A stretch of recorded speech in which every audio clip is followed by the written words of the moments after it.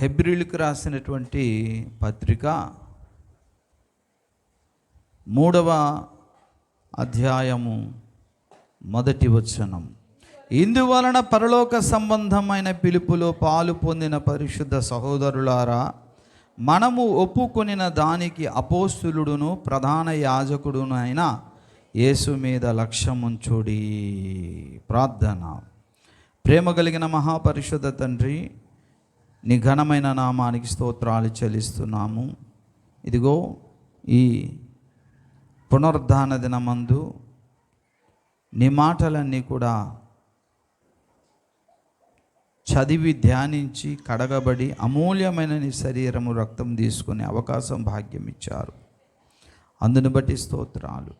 ఇప్పుడైతే చదవబడిన వాక్యము ద్వారా కూడా మా ఆత్మీయ జీవితాన్ని బలపరచడానికి, నీ రెండవ రాకడ వరకు నీలోనే విశ్వాసముతో ఎదురు చూస్తూ ఉండేటట్లుగా బలపరచబడ్డానికి మాతో మాట్లాడండి.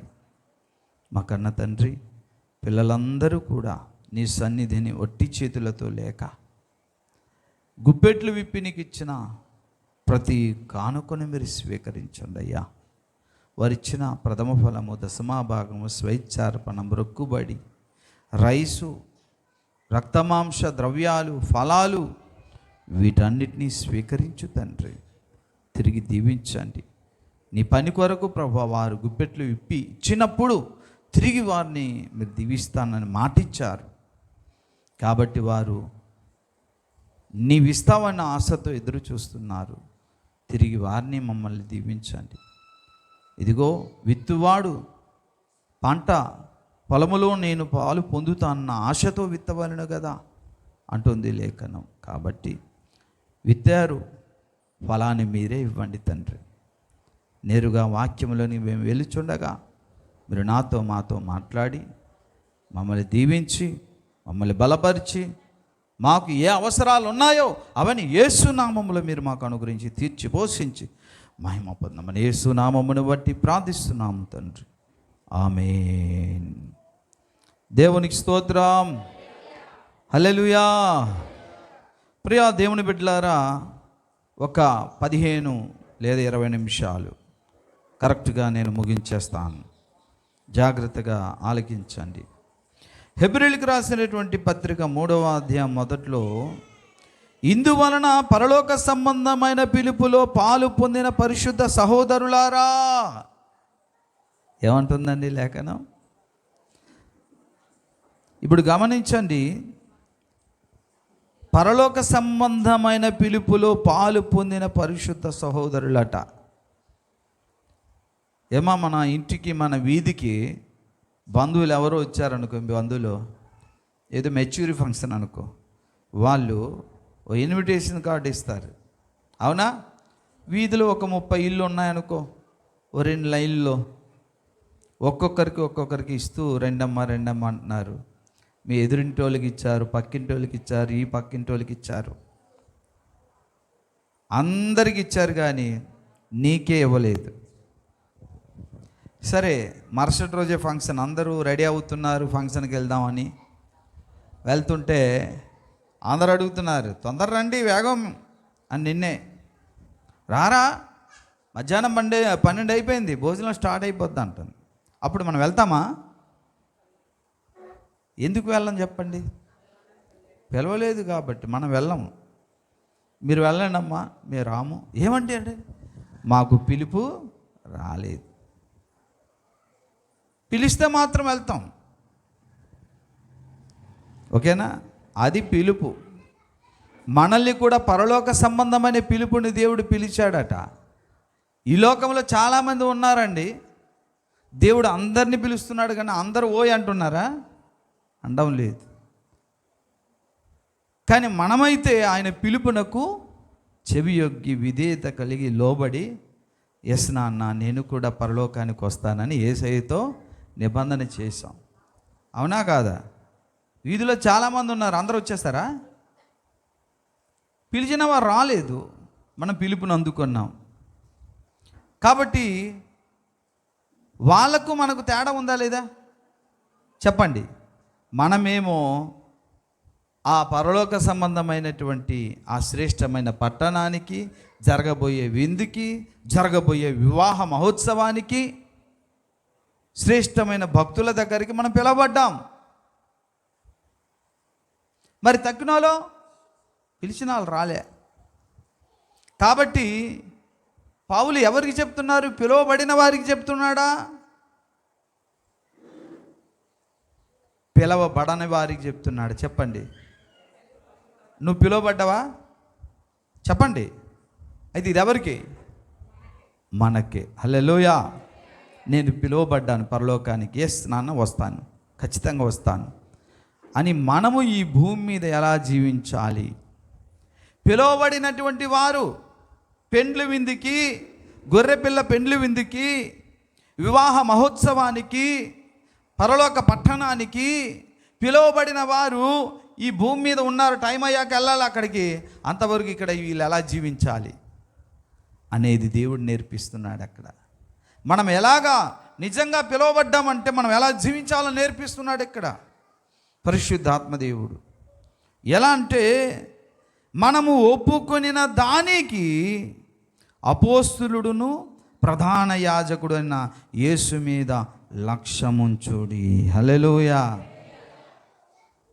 అంటే పరలోక సంబంధమైన పిలుపులో పాలు పొందిన పరిశుద్ధులకు ఉండవలసిన లక్షణం ఏంటంటే యేసు మీద లక్ష్యముంచుట. హల్లెలూయా. ఎవరి మీద లక్ష్యం ఉంచాలి బిడ్డ? యేసు మీదే మన యొక్క దృష్టి లక్ష్యం ఉంచాలట. యేసు మీద తన దృష్టిని లక్ష్యం ఉంచిన వాడే పరలోక సంబంధమైన పిలుపులో పాలు పొందినవాడు. అందుకే ఆ మాట అన్నాడు, పరలోక సంబంధమైన పిలుపులో పాలు పొందిన పరిశుద్ధ సహోదరులారా, యేసు మీద లక్ష్యం ఉంచండి. ఆయన ఎవరో తెలుసా? అపోస్తులుడును ప్రధాన యాజకుడును. ఏమంటున్నాడు అక్కడ? మనం ఒప్పుకొనిన దానికి ఆయన మీద లక్ష్యం ఉంచండి అంటున్నాడు. లక్ష్యం ఉంచుట అంటే ఆయన మీదే ఆధారపడండి. లక్ష్యం ఉంచుడు అంటే ఆయన మీదనే ఆశపడండి. లక్ష్యం ఉంచుడు అంటే ఆయనే మనకు గత్యంతరం, ఆయనే మనకు దిక్కు, మరొకటి లేదు అంటున్నాడు అన్నమాట. హల్లెలూయా. అర్థమైందా? ఆయనే మనకు దిక్కు, ఆయనే మనకు ఆశ, ఆయనే మనకు సహాయం చేయవాడు. ఆయన తప్ప వేరొకరు లేరు. మన దృష్టి అంతా ఆయన మీదనే ఉండాలి, ఆయన మీదే లక్ష్యం ఉంచాలి అని పరిశుద్ధ పౌలు తన సంఘానికి చెప్తున్నాడు. ఎందుకంటే బాగా వినండి, నువ్వు ఏ స్థితిలో ఉన్నా, ఏ వ్యాధితో ఉన్నా, ఏ రోగముతో ఉన్నా, ఏ ఆర్థిక ఇబ్బందిలో ఉన్నా, మానసిక వేదనతో ఉన్నా, ఒకవేళ పాపములు పడిపోయి దూరమైపోయినా, అందరూ నిన్ను వెలేసిన, ఆయన మీద నీ దృష్టి లక్ష్యముంచినడల, ఆయన మీద లక్ష్యముంచినడల ఆయన నీకు సహాయం చేయగల సమర్థుడు. హల్లెలూయా. అది మనం ఈ భూమి మీద జీవించాల్సిన విధానం. అది మన దృష్టి ఆయనను లక్ష్యం ఉంచాలి. ఆయన మీద ఎట్టి స్థితిలోనైనా సరే ఆయన మనకు సహాయము చేయగల సమర్థుడు. ఒక్కొక్కరికి ఒక్కో రకమైన బాధ, ఒక్కొక్కరికి ఒక్కో రకమైన సమస్య, వ్యాధి, రోగం, వేదన, ఏదైనా సరే ఆయన తీర్చగలడు. కాబట్టి ఆయన యందు మీరు లక్ష్యం ఉంచండి అంటున్నాడు. ఎవరికి చెప్పి? లోకానికి కాదు, లోకం నంబరు. పరిశుద్ధ పిలుపు, పరలోక సంబంధమైన పిలుపును పాలు పొందిన బిడ్డలారా, మీకు ఉండాల్సింది ఇది. అర్థమైందా? సర్వకాల సర్వవస్థలలో కొరదగిన వ్యక్తి ఆయన. ఏ అవస్థలో నువ్వు ఉండు, ఇబ్బందా, రోగమా, బిడ్డలు లేరా, అనారోగ్యమా, భయమా, భీత, ఏదైనా సరే ఆయన సహాయం చేయగల సమర్థుడు. ఆయన నీకు సహాయం చేయాలంటే నీలో ఉండాల్సింది ఒకటే, ఆయన మీద లక్ష్యం ఉంచాలి. నువ్వు ఆయన మీద దృష్టి ఉంచాలి. నీ దృష్టి ఆయన మీద ఉండనివ్వకుండా, ఆయనను లక్ష్య పెట్టకుండా పైకి తప్పించే పనులు సాతాను చేస్తాడు. కాబట్టి నువ్వు ఓడిపోతున్నావు అన్నాడు ఆయన. అది ఇక్కడ దేవుడు నేర్పిస్తున్న పాఠం. అర్థమైందా? సాతానుడు తంత్రగొట్టు వాడు ఏం చేశాడో తెలుసా? మన దృష్టిని ఆయన మీద ఉండనివ్వకుండా పక్కకు వెళ్ళేటట్లుగా చేసి మనల్ని ముంచేస్తాడు. కాబట్టే జాగ్రత్త, మీరు ఎప్పుడు పక్కకు చూడకండి. ఆయన చెయ్యలేని సహాయం అంటూ ఏది లేదో. కాబట్టి ఆయన యందే లక్ష్యం ఉంచండి, మీరు జయించేస్తారు. మన బ్రతుకుల్లో ఎన్నో రకాలైనటువంటి తుఫానులు, గాలులు, సుడిగాలులు సాతానుడు తెప్పిస్తాడు. కానీ అవేవి చేయవు. ఎప్పుడంటే యేసు వైపు చూసినంత వరకు. పేతురు అన్నాడు, ప్రభువా నీవే అయితే ఈ సముద్రం మీద, నీటి మీద నేను నడిచేస్తాను తండ్రి అంటే, రా పేతురు అంటే యేసును చూస్తూ నడిచి వెళ్ళిపోతున్నాడు. యేసును చూస్తున్నటువంటి పేతురు కాస్త పక్కకు చూచాడంతే. పక్కకు ఎప్పుడైతే చూచాడో మునిగిపోయాడంతే. అందుకే ఎవరిని లక్ష్యం ఉంచాలట? మనం యేసయ్యకు చూచినంత వరకు మనం మునిగిపోము. ఏ బాధ అయినా, వ్యాధైనా, రోగమైనా, మీకు మాట చెప్తున్నాను, మన వాళ్ళకు గుండెలో ప్రాబ్లం ఉంటుంది, కిడ్నీలో ప్రాబ్లం ఉంటుంది, ప్రేగుల్లో మెదడులో ప్రాబ్లం ఉంటుంది, కానీ బ్రతికేస్తారు. ఎందుకో తెలుసా? దేవుని చూస్తున్నంత వరకు వారు బ్రతికేస్తారు. డాక్టర్లు ఆశ్చర్యపోతారు, ఏంటండి మొన్నే నీకు బాగాలేదు, ఎప్పుడో చచ్చిపోతాను కట్టే, ఎలా బ్రతికిసా? రే, నేను యేసును చూస్తున్నాను, అన్నీ ఆయన చూస్తాడు. ఏంటంటే ఏదైనా ఇచ్చేస్తాడు ఆయన. ఏదైనా ఆయన వల్లే పొందేస్తాం. బలమా? ఆయన ఇస్తాడు. జ్ఞానమా? ఆయన ఇస్తాడు. పరిశుద్ధత ఆయన ఇస్తాడు. ఆర్థిక సహాయమా? ఆయన ఇస్తాడు. స్వస్థత ఆయనే ఇస్తాడు. నీత ఆయనే ఇస్తాడు. అన్నీనా? ప్రాణమా? నాలో జీవము ప్రాణము కూడా ఆయనే ఇస్తాడు, ఆయనే దాస్తాడు. అవునా? నిజమండి. అదే అధ్యాయం 4వ అధ్యాయం చూస్తే ఆ వరుసలో అంటున్నాడు పౌలు, మరలా చెప్తున్నా, మర్చిపోకండి, వినండి, మనం జీవిస్తాం.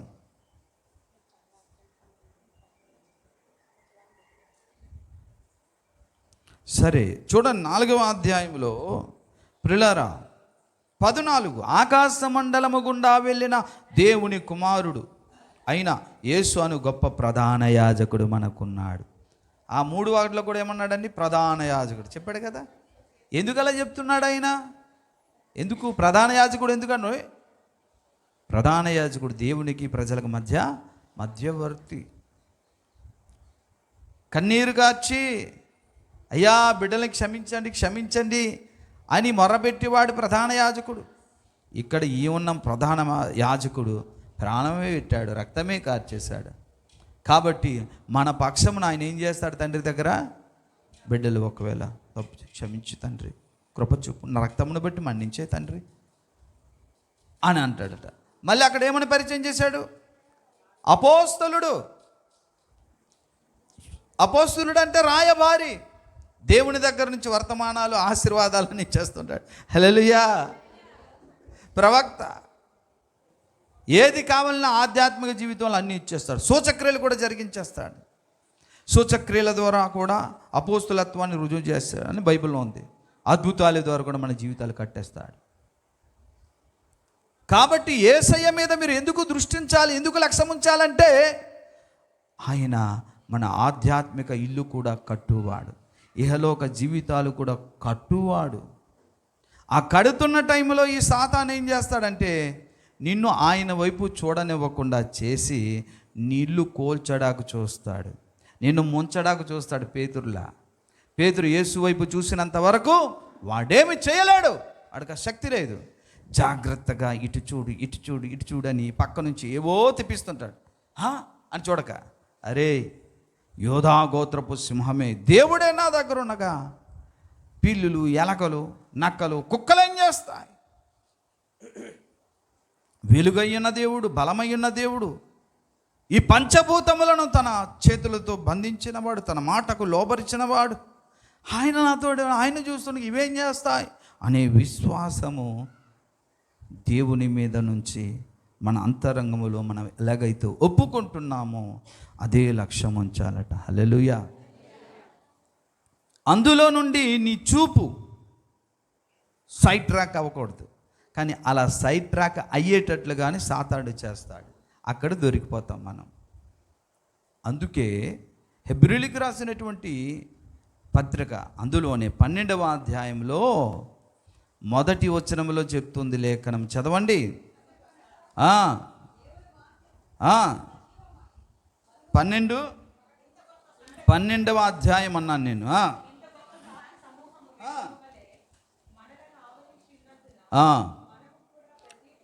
మనము కూడా ప్రతి భారమును సులువుగా చిక్కులబెట్టే పాపమును విడిచిపెట్టి విశ్వాసమునకు కర్తయు దానిని కొనసాగించువాడునైనా యేసు వైపు చూచుచు. హల్లెలూయా. ఎవరి వైపు చూస్తూ ఉండాలి? కానీ ఈడేం చేస్తాడు తెలుసా? యేసు వైపు చూస్తూ బ్రతికేస్తావా? ఉండు తన వైపు చూడనివ్వకుండా లోకం వైపు చూచేటట్లుగా వాడు వలలు వేస్తాడు. అప్పుడు పేతురులా ఏమవుద్ది పరిస్థితి? నీ జీవితం నా ఏమవుద్ది? దేవుడేం చెప్తున్నాడు ఇక్కడ 3వ అధ్యాయం 1లో, యేసునందు లక్ష్యం ఉంచండి, యేసు వైపే చూడండి, ధైర్యముగా, మీరేం భయపడకండి, ఇక ఏ చింత వద్దు, అది ఎట్టి సమస్య అయినా సరే మీరు ధైర్యముగా యేసుని చూస్తూ కృపాసనము దగ్గరకు వచ్చేయండి, మీకేమి కావాలో సమయోచితంగా సహాయం దొరికేస్తుంది అన్నాడు ఆయన. 4వ అధ్యాయం హెబ్రీయులకు రాసిన పత్రిక 14, 15, 16 వచనాలు త్వరగా చదవండి.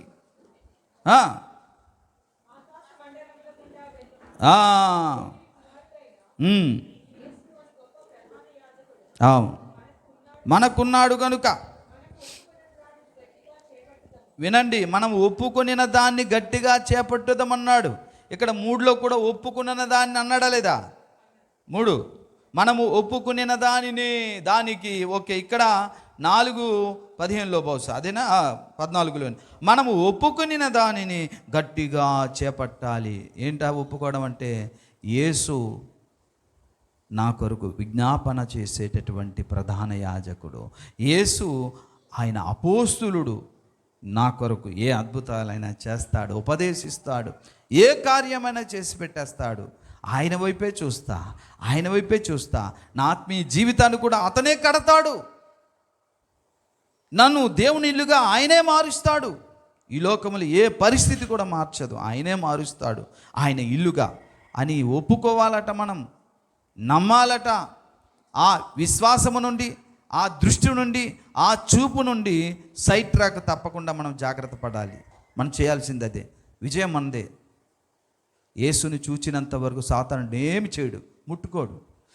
కానీ ఎప్పుడైతే యేసుని చూడనివ్వకుండా సులువుగా నేను తప్పించడానికి ఏదో ఒక వలేస్తాడు, అప్పుడు ఇలా చూస్తే పేతురులో ముంచేస్తాడు. అందుకే పౌలు ఎవరిని చూడకండి, యేసునే చూడండి. ఎప్పుడంటే ఏ పరిస్థితి అయినా. ఇప్పుడు చదవండి 4వ అధ్యాయంలో చెప్తున్నాడు, అది ఏ బలహీనత అయినా సరే. మన ప్రధాన యాజకుడు మన బలహీనతల యందు మనతో సహానుభవం లేనివాడు కాదు.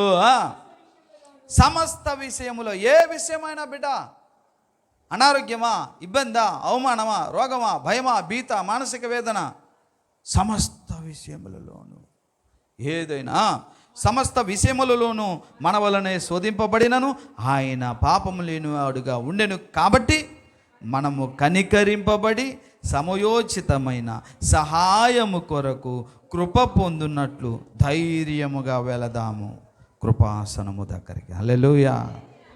ధైర్యంగా వెళ్దాం. ఏంటా ధైర్యం?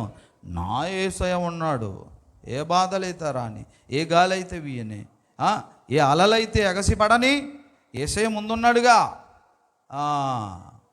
అని వెళ్ళినప్పుడు గాలి, సముద్రం, వాన ఏమీ చేయదండి. దాన్ని చూసి నువ్వు భయపడ్డావా?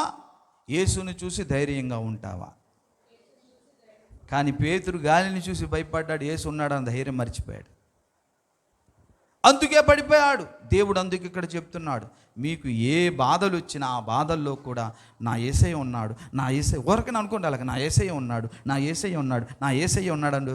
ఆ యేసయ్య వచ్చి సమస్త కార్యాలు సహాయం చేసేస్తాడట. మాట ఇచ్చి తప్పుతాడు ఆయన? తప్పడు. నా అనుభవంలో చెప్తున్నా, ఎన్నో అలా జరిగాయి, ఎన్నో. ఇప్పుడు అవన్నీ చెప్తే ఇంకా వాక్యం ఆగిపోయి సాక్ష్యం చెప్పాల్సి వస్తుంది. మీ బ్రతుకుల్లో ఏ కార్యమైనా ఆయన దిగివచ్చి చెయ్యాలనుకుంటే దృష్టి ఆయన వైపే ఉండాలి. ఆయన చేస్తాడు, నా దేవుడు చేస్తాడు. అరే ఇది ఎలా జరుగు? అరే ఆయన చేస్తాడు. నీ ప్రాణమైన నా ప్రాణమైన అంతా ఆయన మీద దృష్టించినప్పుడే. అదేమవుతుంది? నీ ప్రాణాలు పోతాయేమో, చచ్చిపోతావేమో. డాక్టర్ గారు చెప్పారు కదా 2 నెలలు బ్రతుకుతారని. డాక్టర్ చెప్పడం ఏంట్రా, యేసయ్య చెప్పాలి 2 నెలల్లో చచ్చిపోతారని. ఎందుకంటే నా ప్రాణాలు కూడా ఆయనే దాచేశాడు, నా పరిశుద్ధత కూడా ఆయనలోనే, జ్ఞానము కూడా ఆయనలోనే. కాబట్టి ఆయన్నే చూస్తాం మేము. ప్రభువా బలహీనంగా ఉంది, బలమీన అన్నట్టు బలం ఇచ్చేస్తాడు. జ్ఞానం లేదు నాన్న, కొద్ది జ్ఞానమేనంటే ఆయన ఇచ్చేస్తాడు. ప్రాణం కూడా పోతుంది ప్రభా, కాస్త ప్రాణమేనంటే దాచానుగా ఏం పర్లేదు అంటాడు ఆయన. అర్థమైందండి? చాలాసార్లు చెప్పాను, నేను అంత వేగం చచ్చిపోను. అంత కాన్ఫిడెన్స్ ఎంత అంటే 100కు 1000% చచ్చిపోను. అప్పుడప్పుడు కుయ్యో మొర్రో అంటాను జ్వరం వస్తే, కానీ అంతరంగంలో విశ్వాసాన్ని ఎవరు కూడా కష్టం. లేఖనాల మీద ఆధారపడతాను నేను. ఒక మాంత్రికుని యొక్క ప్రాణం ఎక్కడుందట, ఆ మాంత్రికుని ఎంత కొట్టినా ఆ చావడు. కొడుతుంటే కత్తితో నరుకుతా మళ్ళీ కలిసిపోతుంటాయి, పేగ నరికేసి మళ్ళీ కలిసిపోతుంటుంది మాంత్రికుడు. అంటే పాత సినిమాల సంగతి చెప్తున్నా, అప్పుడు ఎప్పుడో చూశాను.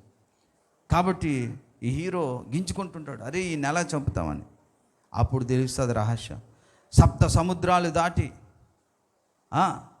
ఒక పెద్ద గుహలో, ఆ గుహ లోతుల్లో, ఆ కొండ లోయల్లో ఒక రహస్యమైన గది. ఆ గదిలో ఒక గూటిలో ఒక రామచిలక ఉంటుంది. ఆ రామచిలకను పట్టుకుంటే చంపితే, ఓహో ఇదా అనుకొని సరే వెళ్ళి 7 సముద్రాలు దాటి ఆ గుహల్లో దాగి ఉన్నటువంటి ఆ పంజరంలో నా చిలకను తీసుకొచ్చి మాంత్రికుని ముందు కత్తెత్తుతుంటే పీక నులిపేసరికి రామచిలక పీక నులిపితే ఇలాగ చచ్చిపోతాడు అన్నమాట. నా ప్రాణము మాంత్రికుని యొక్క ప్రాణము చిలకలో దాగినట్టుగా నా ప్రాణము యేసయ్య చేతిలో ఉంది. హల్లెలూయా. అక్కడికి వెళ్ళి యేసయ్య చేతిలో ఉన్న నా ప్రాణాన్ని చంపగలడు ఎవడైనా? అప్పుడు నేను చేస్తాను, ఆయన సెలవిస్తే చేస్తాను. కాబట్టి క్రైస్తవ దేవుని బిడ్డలారా, పరలోక సంబంధమైన పిలుపుతో పిలువబడిన వారలారా, మీరు ఇది నమ్మండి, దీన్ని ఒప్పుకోండి. అంత వేగం చచ్చిపోరు. మీరు నమ్ముతున్నారా? యోహాను సువార్త 10వ అధ్యాయము ప్రియులారా చదవండి. యోహాను సువార్త 10వ అధ్యాయము 27 నుంచి, నా గొర్రెలు నా స్వరము వినును, నేను వాటి నెరుగుదును, అవి నన్ను వెంబడించును, నేను వాటికి నిత్య జీవమునిచ్చుచున్నాను గనుక అవి ఎన్నటికి నశింపవు. ఎవడును అంటే ఏ సాతానుగాడు కానీ, ఏ పరిస్థితులు కానీ, రోగాలు కానీ, కరోనాలు కానీ, వ్యాధులు కానీ, గుండె జబ్బులు కానీ, నేను సెలవిస్తేనే చేస్తారు. నేను సెలవు ఇవ్వనంత వరకు చావరు. అంత పకడ్బందీగా భద్రత. ఎవడును వాటిని నా చేతిలో నుండి అపహరింపడు. గొర్రెలు అంటే ఎవరండి? నెక్స్ట్, వాటిని నాకు ఇచ్చిన నా తండ్రి అందరికంటే గొప్పవాడు గనుక నా తండ్రి చేతిలో నుండి ఎవడును. ఎవరెవరండి సెక్యూరిటీ? యేసయ్య చేతిలో పట్టుకొని తండ్రి కూడా మరలా పట్టుకున్నాడు. అక్కడ నా ప్రాణం ఉంది. మాంత్రికుని ప్రాణము చిలకలో దాగినట్టుగా నా ప్రాణము యేసయ్య చేతిలో, తండ్రి చేతిలో దాచబడి ఉందండి. తండ్రి చేతిలోను యేసయ్య చేతిలో జయించే శక్తి విశ్వములో ఎవరికైనా ఉందా? చెప్పండి అయ్యా. అంత పగడ్బందీగా దాచాడు, జీవాన్ని ఇస్తున్నాడు ఆయన. ఇక నాకేం భయం అండి అనేది నువ్వు నమ్మాలి. మనం ఒప్పుకునేది గట్టిగా తుదవరకు నమ్మాలి. అది పరిశుద్ధ పరలోక పిలుపులకు పిలువబడిన వారిలో ఉండాల్సినటువంటి లక్షణం. ఏ లక్షణం అండి? ఆయన వైపే చూడాలి. ఆయన నా ప్రాణాన్ని కాపాడుతున్నాడు. ఏ బాధ అయినా, ఏ రోగమైనా సమయోచితమైన సహాయము కృపాసనము దగ్గరికి వెళ్తే ఆయన నాకు సహాయం చేస్తాడు అనే ధైర్యము మనకు ఉండాలి. ఏదైనా ధైర్యం కలిగి ఉండండి. ఇక్కడ ప్రార్థన చేయండి, వ్యక్తిగతంగా ప్రార్థన చేసుకోండి. మీరు ప్రార్థన నేర్చుకోండి, రోదన విద్య నేర్చుకోండి. పరిశుద్ధులందరికీ కావలసింది ఇది. అర్థమవుతుందండి? ఏది కూడా ఇక మన ఎదుట నిలువనేరదు. అట్టి వాగ్దానం దేవుడు మనకిచ్చాడండి. అయితే నీ జీవితములో ఆయనను చూచేటటువంటి దృష్టి కోల్పోకూడదు. అటువైపే చూడాలి. యేసు వైపు చూచుచూ ముందుకు సాగిపోవాలి. కానీ యేసు వైపు చూడనివ్వకుండా పక్కకు చూస్తే నాశనమైపోతాం. వాడిది అదే బుద్ధి సాతానుది. ఎహెజ్కేల్ 28లో వాడు ఏం చేశాడు? కళ్ళు దేవుణ్ణే చూసేవాడు. ఫస్ట్ ఆరాధిస్తూ ఆ నిప్పు కణికల మధ్య, దేవుని సన్నిధి అగ్నిమయము కదా, అక్కడ దేవుణ్ణి ఆరాధించేవాడు. లూసిఫర్, తేజో నక్షత్రం, కెరూబు. కానీ లోపల ఈ ఒక్క మాట వినండి దయచేసి, ముగించేస్తాను. కానీ 28వ అధ్యాయము 28వ అధ్యాయములో చూడండి 17. నీ సౌందర్యమును చూచుకొని నీవు గర్వించిన వాడవై, నీ తేజస్సును చూచుకొని నీ జ్ఞానమును చెరుపుకొంటివి. చాలు. ఒక్కోసారి సాతానుగాడు ఏం చేస్తాడో తెలుసా? యేసును చూడడం ఏంటి బిడ్డ, నిన్ను నువ్వు చూసుకో. నీ శక్తి నీకు తెలియదు. నువ్వెంత అందగాడవో తెలుసా, నువ్వెంత జ్ఞానివో తెలుసా. అంతెందుకు, వాళ్ళందరిలాంటి పాపి కాదు నువ్వు, ఎంత పరిశుద్ధురాలువో. మన దృష్టి ఎట్టిపోతుంది అప్పుడు? దేవుని మీద ఉన్న దృష్టి ఎట్టిపోతుందండి? చెప్పాలి. సాతాను మీద, మన మీద మనకే తెప్పిస్తాడు. అప్పుడు నువ్వేమనుకుంటావు? జాన్ అంటే ఏమనుకుంటున్నావు? నేను పెద్ద సింగర్ని, అన్ని సంఘాలు విడిచి ఇక్కడికి వచ్చానంటే గొప్పగా చూడాలి కదా. నాకు ఎన్నిసార్లు బైబిల్ చదివాను నేను. ఆఫ్టర్ ఆల్ ఇలాంతా నాకు ఇలా చేశారు యాక్చువల్లీ. పోనీ ఆయన గోద్దు. పాస్టర్ యేసుదాస్ అంటే ఎవరు? విజయనగర పట్టణ పాస్టర్ గారులందరికంటే జ్ఞానవంతుడు. వారందరిని నిలబడే, వారందరూ ఏ ప్రశ్న అడిగినా జవాబు చెప్పేస్తాను. దట్ ఈస్ స్పెషల్ యేసుదాస్ అంటే. ఉద్యోగాలు అన్నీ విడిచిపెట్టి దేవుని కొరకు 23-22 సంవత్సరాల్లోని సమర్పించుకున్నా. 2 సంఘాలు కట్టి అనేకమైన ఆత్మలకు బాప్తిస్మాలు ఇచ్చా. పాపం చేయకుండా జాగ్రత్తగా ఉండి దేవుణ్ణి ఆరాధిస్తున్నా. ఎన్నో మర్మాలు, యహలోక మర్మాలు, పరలోక మర్మాలు. అందరూ అయ్యా ఎంత జ్ఞానాన్ని ఏటనుకుంటున్నారు మనం. అటువంటిది నాకు కొద్దిగా విమానం ఎక్కే అవకాశం దేవుడు ఇవ్వలేదు ఏటే అదే అని అనుకున్నాను. ఇప్పుడు నా దృష్టి అంతా నా అంతరంగమును చూచుట. నా దృష్టి ఎటువైపు వెళ్ళిపోయింది? ఇప్పుడు నేను గొప్పవాడిని, నేను మంచోడిని, నేను పరిశుద్ధుని అంటే మన దృష్టి ఎలా తప్పిస్తున్నాడు చూసావా? అలా అనుకుని వీడేమయ్యాడండి? నాశనమయ్యాడా లేదా? ఎక్కడ చూసాం మనం? ఎహెజ్కేలు గ్రంథంలో. వాడి బాధంతా దేవుని మీద ఉన్న దృష్టి. లోకాన్నైనా చూడాలి, నిన్ను నీవైనా చూసుకోవాలి. అది అప్పుడు సర్వనాశనం అయిపోతావు. వాడి బాధ అది. కానీ పరిశుద్ధాత్మ దేవుడు అంటున్నాడు, యేసయ్య అంటున్నాడు ఏమంటే, పక్క చూపులు చూడొద్దు, నీకు నువ్వు కూడా చూసుకోవద్దు, నన్నే నిదానించి చూడు. హల్లెలూయా, హల్లెలూయా. నన్నే నిదానించి చూడు. ఇత్తడి సర్పాన్ని చూసేటప్పుడు చెప్పాడు, పక్క చూపులు చూడకండి. ఆ స్తంభం మీద ఇత్తడి సర్పం వేశారు.